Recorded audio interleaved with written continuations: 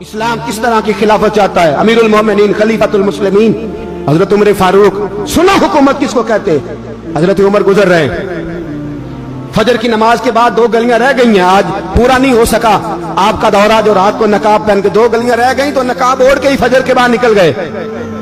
ایک چھپر ہے چھوٹا سا، ایک کٹیا ہے جھونپڑی، بوڑھی اماں بیٹھی ہے.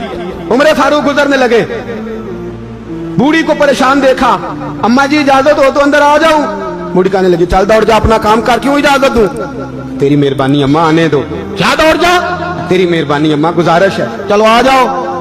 حضرت عمر فاروق فرمایا کرتے تھے میں نے اس عورت سے آئین سیکھا ہے، آئین، میں نے اس سے قانون سیکھا ہے، اس بوڑھی عورت سے. اندر آ گئے عمر فاروق.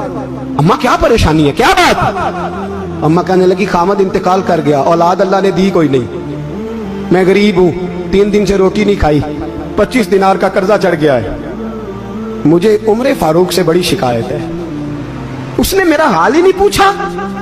حضرت عمر کہتے تھے مجھے اس نے دستور اور آئین سکھایا. کہنے لگے شکوہ ہے، عمر آیا ہی نہیں. حضرت عمر کہنے لگے اماں، عمر کو کیا پتا کہ تو اس حال میں ہے. اماں دستور بیان کرتی ہے، اماں جمہوریت کا اعلان کرتی ہے، کہتی ہے نہیں پتا عمر کو. تو عمر سے کہو چھوڑ دے حکومت، اس کے حوالے کرے جو خبر رکھ سکتا ہے، نہ ادھر ادھر کی تو بات کر. یہ بتا کہ قافلہ کیوں لٹا، مجھے رہزنوں سے غرض نہیں، تیری رہبری کا سوال ہے. عمر سے کہو چھوڑے حکومت، اس کو دے جو پتہ رکھ سکتا ہے. حضرت سیدنا نافع فرماتے ہیں جس کے سامنے کسریٰ اور روم کے بادشاہ کانپا کرتے تھے، میں نے اس عمر کو بوڑھی اماں کے سامنے کانپتے ہوئے دیکھا. راشا طاری ہے عمر فاروق کا. دوڑے گئے، 25 دینار لائے، راشن رکھ کے لائے، روٹیاں پکائیں، بوڑھی اماں کو کھلائیں. کہنے لگے اماں 25 دینار لے لے اور چل، غلطی ہو گئی، عمر کو معاف کر دے. اماں بولی، بول کے کہنے لگی میں نہیں معاف کرتی، میں تو پکا پھل ہوں، بس گرنے والی ہوں، ایک دفعہ قبر میں جا لینے دے، میرے رسول آئیں گے تو میں عمر کی شکایت کروں.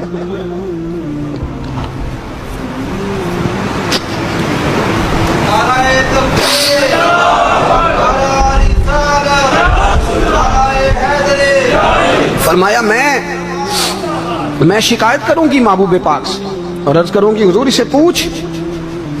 اس کو نگران بنایا گیا، اس نے مجھ بیوہ اور لوارث کی خبر ہی نہیں لی.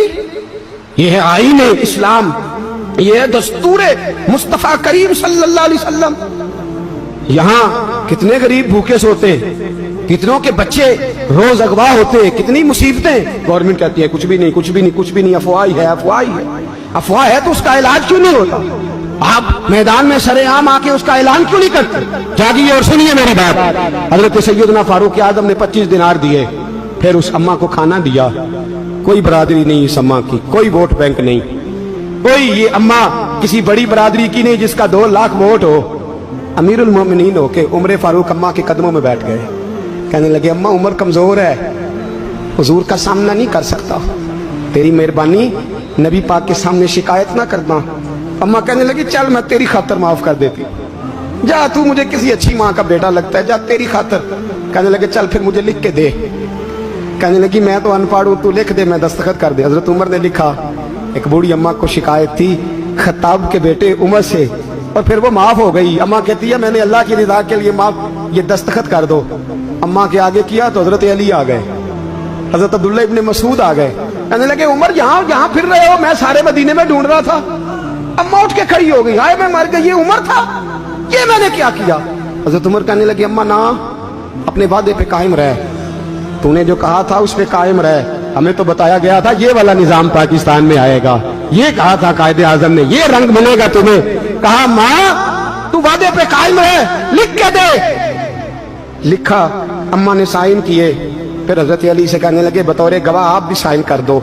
پھر عبداللہ ابن مسعود سے کہنے لگے آپ بھی سائن کر دو. سائن ہو گئے تو جناب عمر نے رکا لپیٹا. حضرت علی کو کہنے لگے علی تو میرا دوست ہے، میری صبحوں اور شاموں سے واقف ہے، علی تو میرا رازدار ہے یار، مجھے یقین ہے کہ میں تجھ سے پہلے مر جاؤں گا. جب عمر کا انتقال ہو جائے تو یہ رکا میرے کفن میں رکھ دینا، یہ رکھنا میرے کفن میں. علی کہنے لگے پھر کیا ہوگا؟ اور میں جب نبی پاک میری قبر میں آ کے پوچھیں گے نا بتا تو حکمران تھا کیا کر کے آیا ہے، تو فرمایا میں رکا نکال کے عرض کروں گا سونے ایک اماں ناراض تھی میں اسے بھی راضی کر کے آیا. حضور میں راضی کر کے آؤں، یہ یا رسول اللہ میں